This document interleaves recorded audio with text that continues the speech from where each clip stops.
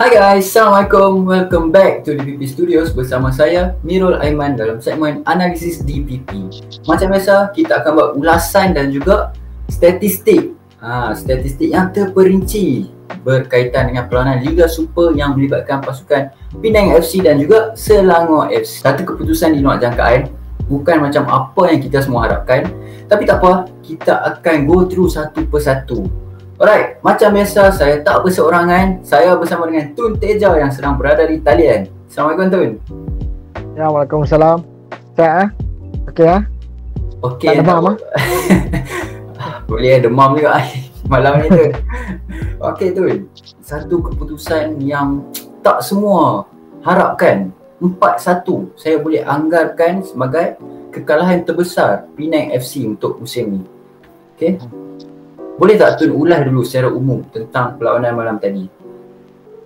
Okay, secara umumnya saya boleh ulas perlawanan malam ni adalah bukan memihak pada Penang, bukan nasib, malang, dan penalti yang akhirnya dapat tu tak disempurnakan dengan baik sehingga kan membunuh moral seluruh tim dan juga membunuh moral penyokong Penang. Seorang Tun pun nampak macam kecewa Tun. Ya, ini nada kecewa ni. Kalau nada gembira ada high pitch. Okey, kita tengok first 11 line up kita. Casagrande dah balik dalam first E selepas pengantungan perlawanan. Tapi Penang saya rasa mengambil satu langkah yang berani dan juga bahaya dalam masa yang sama. Masih lagi menggunakan formasi 3-5-2 yang mana telah pun digunakan pakai sebelum ni menentang UiTM FC. Tapi akhirnya taktikal ni memakan diri sendiri Tun. Ya.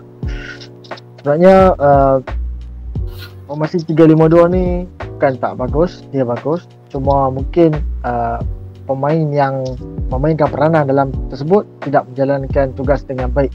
Jadi kita tengok first half saya rasa kita main okey. First half kita ada build up, kita dapat serap serangan daripada Selangor. Cuma bila ada main second half, kita macam lost control lah.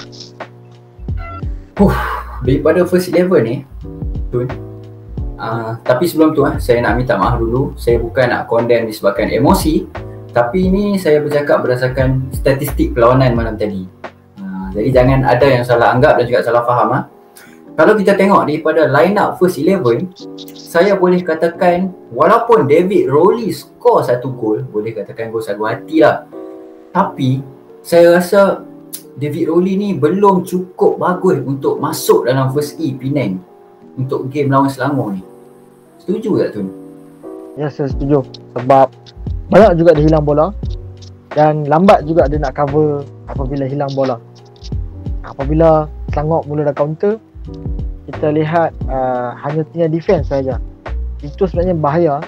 Walaupun ada situasi itu tak gol, tapi ia membahayakan kita punya benteng Penang punya benteng. Dan apa yang saya perasan mungkin lepas ni ada pertukaran pemain kan macam mana kan, tu terserah pada coach lah. Dan apa yang saya perasan, David Rowley ni even dia punya basic passing pun tak sampai pada player. Kita boleh tengok ada waktu-waktu yang tertentu David Rowley cuba nak main fancy, nak passing, tapi akhirnya dapat pada opponent, dapat pada player Selangor. Dan benda tu sedikit sebanyak merencatkan kita punya gameplay bagi saya. Kemudian player kedua yang saya nak highlight, Sam Somerville. Samuel Jacob Somerville. Okay. Sam Somerville, saya menjangkakan satu aksi yang menarik daripada beliau sebenarnya setelah sekembalinya beliau daripada skuad kebangsaan. Yang mana kita tahu, bila seorang goalkeeper dah dapat main dengan national team ni, penyokong memang akan bagi high expectation dekat goalkeeper ni. Kita ambil contoh sebelum ni, Apek. Bila Apek dapat national team, macam mana fans letak high expectation dekat performance dia. Kemudian Farizal Malias pun tu satu contoh yang jelas yang kita boleh ambil. Macam mana penyokong bagi satu harapan yang besar dan tinggi dekat goalkeeper. Tapi dengan satu persembahan yang ditunjukkan oleh Sam malam tadi, saya tak tahu di mana silapnya, dan saya rasakan Sam memberikan 2 gol yang bagi saya mistake Sam. bagi macam tu je dekat Selangor. Yang mana gol kedua dan juga gol keempat tu. Ya, saya setuju. Sebenarnya itulah high expectation tu bukan satu benda yang best ataupun bukan satu benda yang positif, sebab dia memberikan tekanan kepada player dan juga kepada kita. Sebab kita hype tinggi tapi dia tak perform, sebab yelah dalam setiap perlawanan tak mungkin, susah lah, ataupun kadang-kadang yang player tu dia boleh konsisten form. Tapi saya percaya dengan kebolehan Sam, saya rasa mungkin next match dia kena perlukan tingkatkan lagi dia punya keupayaan dan keyakinan. Itu boleh penting, sebab game malam ni memang dia dah drop kan? Tapi itu pulang kepada coach punya pemilihan lah apa ni. Coach Raisi boleh masuk ke, tak nak lah sebut kan, tapi sebab kita tengok gol kedua tu lah yang paling saya terkesan lah, sebab dia boleh, dia ada dua pilihan, pergi terus ataupun stay dekat dia punya post. Dia nak pergi tapi dia patah balik esok, lepas tu baru dia pergi, dah lambat lah. Tapi itulah situasi yang itulah kita ni tak boleh nak apa-apa. Okay. Yang kita tak boleh nak elakkan. Yes. Okay, kemudian dan satu lagi point yang saya nak highlight yang saya nampak ataupun saya perasan dah bukan satu game lah, dah banyak game dah berlaku. Bila friendly, selalunya kita tengok Endrick ataupun Azwar Arifin yang angkat free kick, betul? Betul. Tapi saya heran sangat, saya hairan sebab apa bila berlakunya dalam liga ataupun dalam perlawanan sebenar, selalunya Rafael Vitor yang angkat free kick. Sedangkan bila friendly, player lain yang angkat free kick. Mungkinkah ni satu tactical ataupun macam mana tu Nasa? Pendapat tu nah, pendapat peribadi tu. Okay, pendapat saya betul. Sebab Azwar Arifin lah. Azwar Arifin boleh ambil, Endrick pun boleh ambil. Tapi mungkin sebab Victor pun sebenarnya dia boleh ambil free kick. Tapi benda tu datang daripada coach lah. Coach mungkin melihat siapa yang lebih bagus, siapa yang terbaik untuk dalam situasi yang macam tu ataupun situasi yang macam ni. Sebab kadang-kadang ada yang ambil, ada yang Victor ambil. Victor selalunya dia ambil kalau dia ke bawah sikit. Tadi pun ada ambil dia bila ke depan, tapi kebanyakannya ada yang ke bawah sikit Victor ambil. Benda tu keputusan coach lah. Coach dia mungkin dia berada dalam padang dan dia boleh melihat siapa yang lebih layak. Cuma dalam friendly benda tu boleh rotate, boleh tukar-tukar gitu kan. Tapi dalam training kita tak tahu apa jadi. Alright. Okay, case Quentin Cheng dan juga Vitor, tu rasa penalti tak? Quentin Cheng tu memang fall. Saya nampak memang sangat jelas. Vitor tu bila saya tengok ada yang kata di luar kan.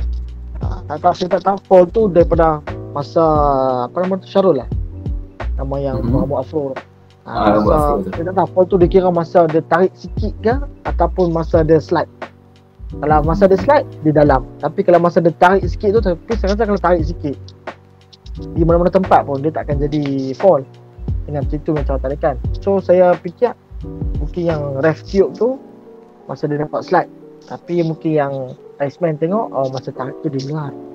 First touch lah, maknanya first touch tu lah. Tapi itulah dah bagi dah balik itu. Dah tembus balik dah. Tapi bukan tembak burung tu. Bukan tembak bulan, tembak Pluto. Bila tu mention pasal penalti tembak ke Pluto ni tu, apa jadi sebenarnya? Ni dah game ke-15 baru Penang dapat penalti tu. Dan dua pula tu, adakah tu rasa player belum cukup sedia ataupun tak training pun untuk penalti shootout? Okay, saya rasa memang 50-50 tekanan juga untuk player. Saya kata memang malang lah, Penang ni memang malang. Itu saya cakap, malam ni buat apa sekalipun dia takkan jadi gol. Bak kata Lok Fakri kalau kata bola tu nak masuk ataupun tak masuk, tak masuk juga. Dia tetap. Sebab teknik yang Endrick buat dah okey dah. Saya tengok teknik dia pun dah okey dah. Dan dia dah lihat keberadaan Khairul Azhar yang nak pergi belah kanan. Tapi mungkin terlaju sikit pula dah. Yang macam Victor bila ambil memang dibaca baik lah oleh Ian. Saya nak menangis lah masa Vita tak masuk tu. Tak menangis lah tu kan. Ada orang belakang menganjing-anjing ni. Belakang menganjing. Apalah, tak macam mana. Okay. So kita nak sentuh sikit pasal Selangor pula tu lah.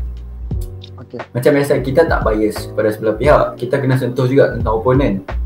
Jadi secara keseluruhan gameplay Selangor, saya akui yang Selangor bermain lebih baik daripada Penang malam tadi. Ya, mereka kontrol bola dengan baik. Bila saya berpeluh jantung bila mereka pegang bola dan mereka counter.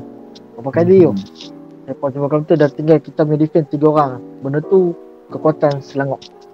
Dan kita tak dapat menyerap ke semua serangan tersebut sehingga terjadinya 4 gol. Dan memang solid lah, memang Selangor lebih baik lah pada malam ni. Kalau kita tengok pun ada banyak lagi chances yang Selangor dapat, cumanya tak dapat convert pada gol. Ya, betul. Okey. Selangor, apa yang saya faham, apa yang saya baca info daripada media sosial sebelum bermulanya perlawanan, Selangor turun tanpa beberapa tonggak utama ataupun key player dalam squad dan terpaksa meminjam player daripada Selangor 2 tu. Dan benda yang buatkan saya impress dengan Selangor ni, walaupun pasukan Selangor buat macam tu, tapi akhirnya 3 mata berjaya dibawa pulang. Ya, itulah pentingnya squad depth. Selangor ada squad depth dan ada beberapa tim juga ada squad depth tersebut. Benda ni yang setiap pasukan perlu squad depth yang besar untuk menampung, dan gap dah sebenarnya tak boleh terlalu jauh. Okey. Impak Ifidayo pada pasukan Selangor untuk game malam tadi. Okey. Dia negeri mana tu? Negara Lubnan lah. Pasport dah. Bu. Sebelum ni ya, kalau tak salah sekarang dah jadi Asia. Asia dia mana? Lubnan lah. Lubnan kan negara mana? Bahrain. Ya, tak pasti. Kisahlah. Tapi yang pasti dia sekarang ni dah kuota Asia. Tapi negara Asia tersebut telah menaturalisasikan pemain yang hebat. Saya boleh kata pemain yang hebat. Dia fight dengan Brexit tau. Sekarang ni Brexit dah potong kot masa. Kan sama. Sebab Brexit hat-trick malam tadi. Memang susah lah nak jaga dah. Kita tengok bola atas pun dia banyak menang. Dan yang ada dia assist gol yang ketiga tu. So kita tak boleh sembang banyak lah pasal Dayo. Dia memang, bagi saya dia memang the perfect striker. Kalau saya coach, saya nak orang mesti pada Dayo. Macam sebelum ni tu cakap orang yang macam Berksen lah, dah tukar sebab dia sama. Peranan dia pada tu sama. Yes. Ini besar, sadar, clinical, dan bila buat larian tu tanpa bola memang akan macam blind spot ke defense. Dua penyerang ni. Alright.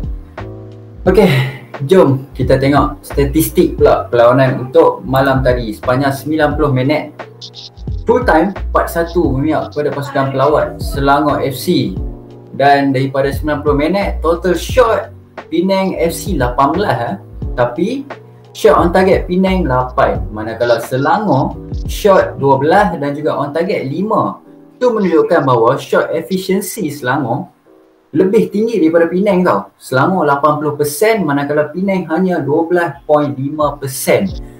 Manakala total pass untuk 90 minit Selangor 340 pass dan juga Penang 267.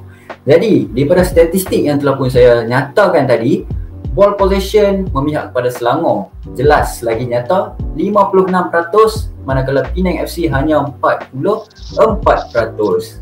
Jadi memang sudah terang lagi bersuluh tu, Selangor mendominasi perlawanan. Yes, betul. Tak boleh buat apa. Bukan, it's not our night. But we must to get up. Kita mesti bangkit semula.